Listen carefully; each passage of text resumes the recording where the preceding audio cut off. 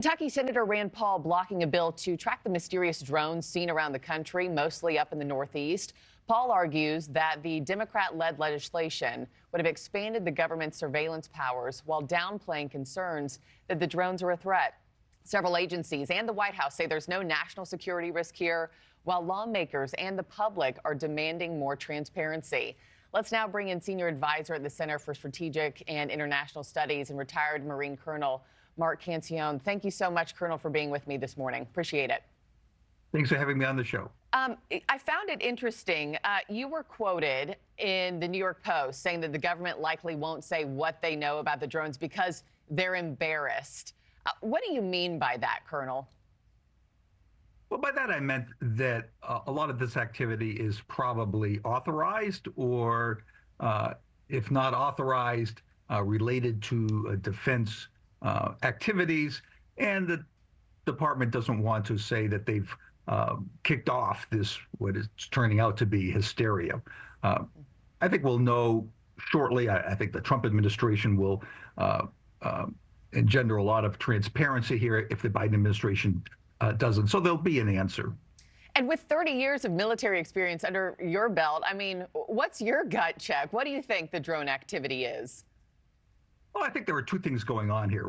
You know, one is mass hysteria, and the other one is a real problem. The mass hysteria is just that since everybody's now aware of drones, everyone who looks up in the sky and sees something unusual now reports it. But there's a real problem in that drones are pervasive. Just about anyone can buy one. They're very cheap. They're getting more and more capable. And the problem of these flying where they shouldn't be, whether it's over an airport or a facility, a government facility, or even a private facility or people's yards, is getting to be a serious problem. And the government's going to need to address that. Yeah. What serious problems are you concerned about? Because one of the critical concerns has been that foreign adversaries are watching our response here, or our non-response, if you will, to these drones, and they found a seam in our approach to drone surveillance. How real is that worry or that threat, you think?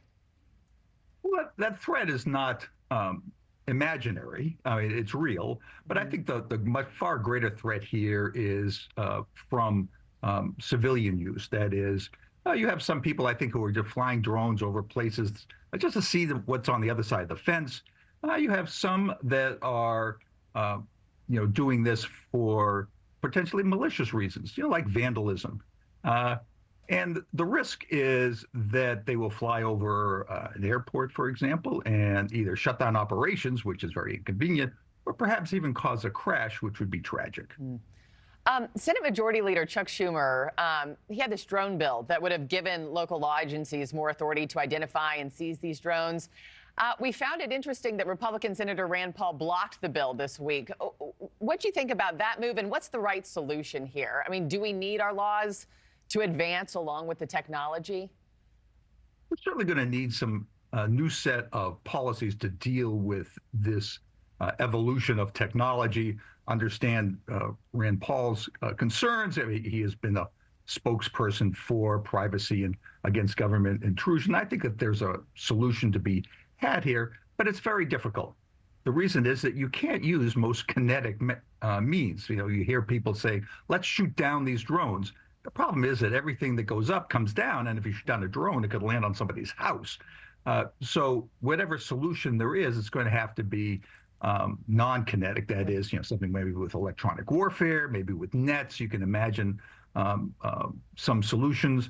What about radio jamming? Would radio jamming do the same thing? If you had all these drones in the air, radio jamming, would they all of a sudden just fall from the sky?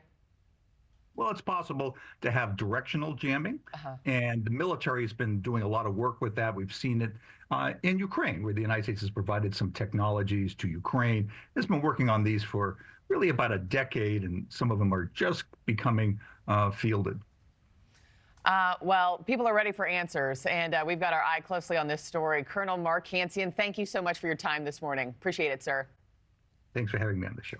Thanks for watching, everybody. Go to joinnn.com to find NewsNation on your television provider. Also, don't forget to click that red subscribe button below to get more of NewsNation's fact-driven, unbiased coverage.